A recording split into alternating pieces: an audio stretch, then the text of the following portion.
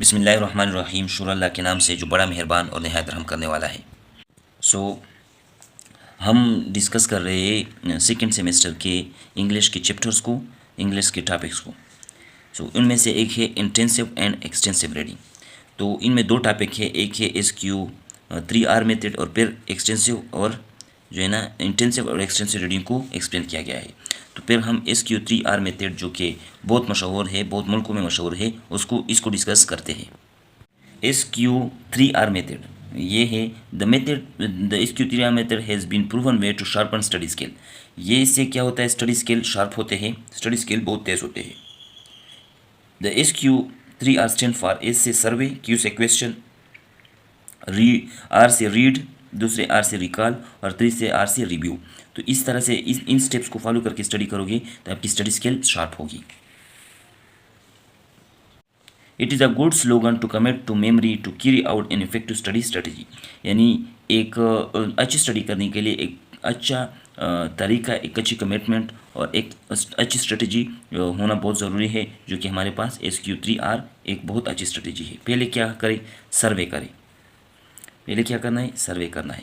Gate the best overall picture of what you are going to study before you study it in detail. यानी सारे picture को आप, यानी आपने anatomy की बुक ले ली तो आपने सारे चैप्टर्स देखे, चैप्टर कौन से है, इमेज देखे या मुख्तलिफ सारा कि कितने कितने चैप्टर है, फिर सब टॉपिक देखे, ताकि आपको आइडिया हो कि इसमें मुझे क्या क्या चीज़ें पढ़ने होंगे। दूसरा है it's like looking at a road map before going on a trip. ये इस तरह है कि आप किसी ट्रिप पे जा रहे हो या किसी इलाके जा रहे हो तो आप रोड मैप देखते हो कि इस तरह रोड है, फिर इसके बाद ये रोड है, ये रोड लेना पहाड़ों में है, तो ये सारा कि आपको समझ आ जाए, सर्वे हो जाए आपके लिए। तो इस तरह करना होता है। If you don't know the territory, studying a map is the best way to begin. अगर आपको नहीं पता कि रास्ता किस तरह है तो पहले आप जो है ना उसमें आप जो है ना मैप को देखते हैं कि अच्छा ये है। फॉर एग्जाम्पल जो लोग कंट्रीज़ में ट्रेवल करते हैं तो वो मैप में देखते हैं कि ये कंट्री कौन से मुल्कों के दरमियान है। जैसे पाकिस्तान इंडिया और इसके दरमियान है, तो ये फिर देखते हैं कि क्या इससे क्या फ़ायदे हैं, क्या नुकसान है। तो ये सर्वे है। सर्वे का तरीका ये है कि आप बुक के, ये मैं रीडिंग के लेवल पे बात कर रहा हूँ, कि आप बुक के सारे बेसिक चीज़ों को, चैप्टर को, स्लाइड्स, चैप्टर को, पिक्चर्स को और टॉपिक्स और सब टॉपिक्स जो है ना आपको हेडिंग्स और सब हेडिंग्स आपको समझ आ जाए और उनसे आप एक मतलब अखज़ कर सकूँ। SQ 3 मेथड में दूसरा हमारे पास क्वेश्चन है, क्वेश्चन पूछने हैं।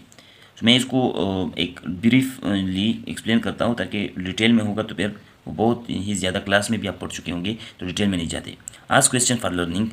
आप ऐसे क्वेश्चन पूछो कि आपको उससे आप सीख सको चीज़ें। The important thing to learn are usually answer to questions. तो आपने इस नज़र से, इस नीयत से, इस सोच से पढ़ना है कि मुझे उन सवालात के जवाब मिले। यानी कोई वीडियो देखनी है तो आपने इस सोच से देखनी है कि मेरे इसे रीडिंग इम्प्रूव होगी। यानी ये वीडियो इस नज़र से देखी कि इससे मेरी रीडिंग करना इम्प्रूव होगा, मैं रीडिंग करने के मुख्तलिफ तरीके सीखूँगा। Question should lead to emphasis on what, why, how, when, who and where of study content. तो आप ये क्वेश्चन ऐसे करें कि ये क्या कहा गया है, क्यों कहा गया है, ऐसा कैसे कहा गया है, कब कहा गया है, किसने कहा है, और ये क्यों, वेयर फ्रॉम स्टडी कंटेंट, और ये कहा है तो कौन, मतलब किसने कहा है, किस मुल्क से कहा है, किस बैकग्राउंड। तो सारा डिटेल आप ये चीज़ें आप क्वेश्चंस में पूछ सकते हो। तो जितने आपने ज़्यादा आप अपने आप से क्वेश्चन पूछोगे उतनी आपको की कंसेप्ट मजबूत होगी। Ask yourself question as you read और स्टडी। यानी जैसे आप स्टार्ट करते हो तब भी क्वेश्चन पूछो, या जैसे स्टडी करते हुए भी अपने आप से सवाल पूछो। इससे क्या होता है, फाउंडेशन स्ट्रांग होती है। क्वेश्चन इज़ द फाउंडेशन, ये बात अपने साथ याद रखिए। As you answer them you will help to make sense of material and remember it more easily. तो आप जब आपको जवाब मिलेंगे तो आपको जो है ना सेंस ऑफ मटेरियल आपको ऐसे लगेगा कि ये जो है ना एक यानी एक अच्छी मटेरियल है और आपको मज़ा आने लग जाएगा। And remember it more easily. और जब आप क्वेश्चन पूछोगे तो आपको चीज़ें याद रखना आसान होगा, because the process will make an impression on you. और ये जो अमल है, जो आप क्वेश्चन पूछेंगे फिर जो किताब से आपको आंसर मिलेंगे, तो ये बहुत आप पे असर करेगा, इम्प्रेशन छुड़ेगा। और दोज थिंग्स, चौथा पांचवा पॉइंट है, those thing that make impression are meaningful and therefore more easily remember. जो इंप्रेशन क्रिएट करते हैं वो मीनिंगफुल होते हैं, उनका माना होता है और वो आपके आसानी से जो है ना वो आपको याद आ जाते हैं, आप याद कर सकते हो। Don't be afraid to write your question in the margin of the text book. जो किताब है या जो कॉपी है या नोट से, तो आप इससे एक मार्जिन बनाए साइड पे, वहाँ पर आपके सवालात लिखे, टीचर से पूछे या कुछ भी आप कर सकते हो।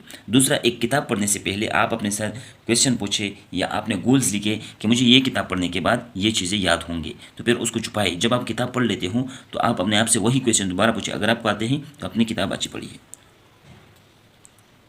Don't be afraid to ask question in the margins of the text and lecture notes and wherever it makes sense। या लेक्चर नोट्स में लिखो या जहाँ आपको अच्छा लगता है वही लिखो। सो बोर ना हो ये पढ़ते हुए, क्योंकि बोर होंगे तो ये से बहुत सारे जो है ना बुक्स पे ये असर करेगा, असर करता है तो आपके लिए आसानी होगी। Reading is not running your eyes over text.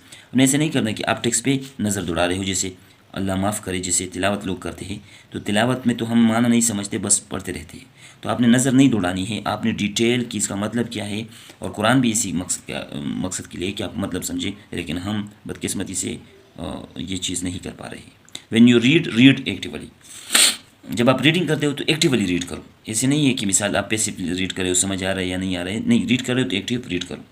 Read to answer question you have asked yourself और क्वेश्चन द इंस्ट्रक्टर और अदर हैज आस्क्ड। इस नज़रिए से पढ़ो कि आप जो है ना, यू हैव आस्क्ड योरसेल्फ, जो क्वेश्चन आपने कि उन सवालों को जवाब मिल जाए, उन सवालों के जवाब आपके पास आए जो आपने पूछे हैं, या इंस्ट्रक्टर ने पूछे हैं या जो जिसने लिखने वाले ने पूछे हैं, उस नज़रिए से पढ़ो। Always be alert to bold और इटैलिकाइज्ड पॉइंट। जो ये एक राइटिंग स्किल है, इटैलिक जो उसके ना, तो वो जो बोल्ड हो, बड़े बड़े लिखे हो, या इटैलिकाइज्ड प्रिंट हो। Always be alert to bold and italic print या इटैलिक वर्ड्स, इटैलिकाइज्ड प्रिंट। जो बोल्ड हो और इटैलिकाइज्ड हो उनको ज़्यादा तवज्जो दे, जो इटैलिक फॉर्म में हो या बोल्ड फॉर्म में हो उनको ज़्यादा तवज्जो दे। The author intent that has material receive special emphasis. और अथर का इंटेंट भी समझने की कोशिश करें कि अथर इसमें कहना क्या चाहता है। जो भी आपने बात उसने की है तो वो भी सोचने की कोशिश करें। एज व्हेन यू रीड, जब आप पढ़ते हो, do be sure to read everything, सब चीज़ें पढ़ो, इंक्लूडिंग टेबल्स भी पढ़ो, ग्राफिक्स भी पढ़ो और इलस्ट्रेशंस भी पढ़ो, यानी सब चीज़ें पढ़ो अगर आपने पढ़ना है। After times tables, graphics and illustration can convey an idea more powerfully than written text. Written text से जो है ना ऑफ्टन अमूमन जो है ना टेबल्स, ग्राफिक्स और इलस्ट्रेशन अच्छा आइडिया देते हैं रिटन टेक्स्ट से। Self made concept. When you recite you stop reading, you recall what you have read.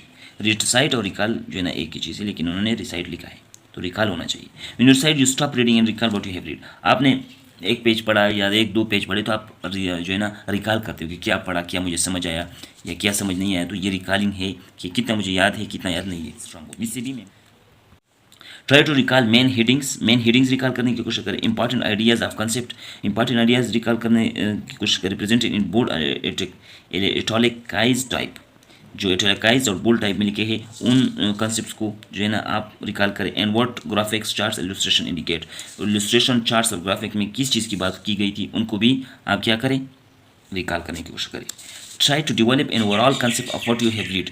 जो वो सब कुछ आपने पढ़ा है उस सब का एक ओवरऑल कंसेप्ट जो है ना आप अपने जहन में बनाए कि इसका क्या मतलब है। ये सेल्फ मेड कंसेप्ट इसलिए लिखा है कि अपनी तरफ से एक कंसेप्ट बनाए कि इसका ये मतलब है, या अपनी तरफ जो लोग कहते हैं कि अपनी तरफ नोट्स बनाए, अपनी तरफ से नोट्स बनाए या अपनी तरफ से समरी लिखे, तो वो आपको बहुत हेल्प करेगा।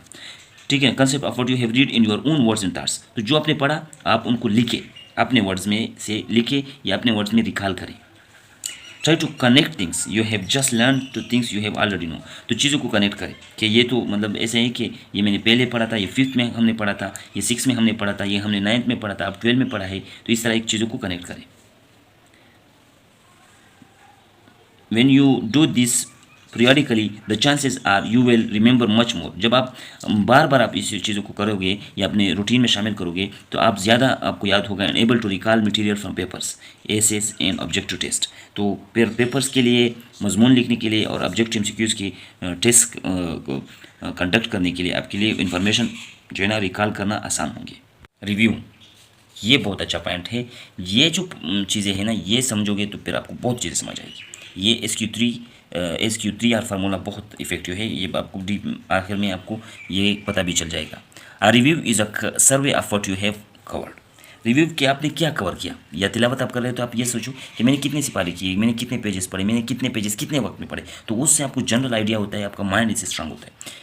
It is a review of what you are suppose to accomplish. आप क्या कंप्लीट करना चाहोगे, कितना कंप्लीट करना चाहोगे, not what you are going to do. It is a review of what you are suppose to accomplish, not what you are going to do.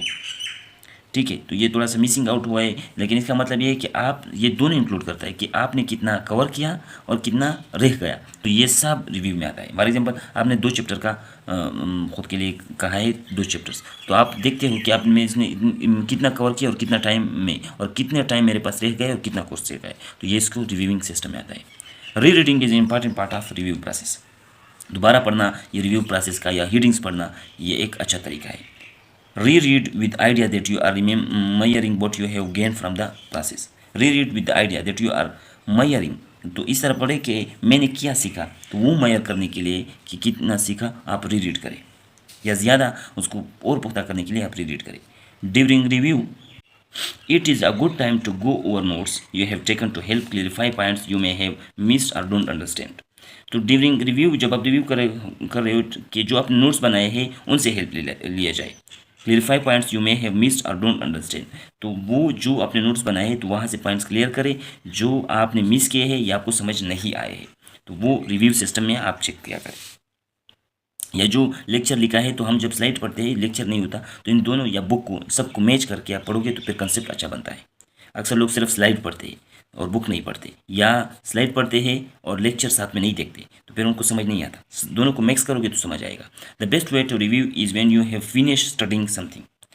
जो review का सबसे अच्छा टाइम है वो तब है जब आप जो है ना किसी चीज़ को, जैसे मैंने ये ख़त्म किया और रिव्यू किया, तो ये उसको रिवीजन भी कहते हैं। ठीक है, don't wait until just before an examination, कि मैं एग्ज़ाम के लिए दोबारा रिव्यू नहीं, जैसे आपने पढ़ा उसको रिव्यू किया, कल फिर से सारा रिव्यू किया, तो आप बार बार रिव्यू करें और हर रोज़ रिव्यू करें। To begin with the process, तो एग्ज़ाम के लिए वेट ना करें, before an examination do a final review, exam के लिए एक फाइनल रिव्यू दे दें।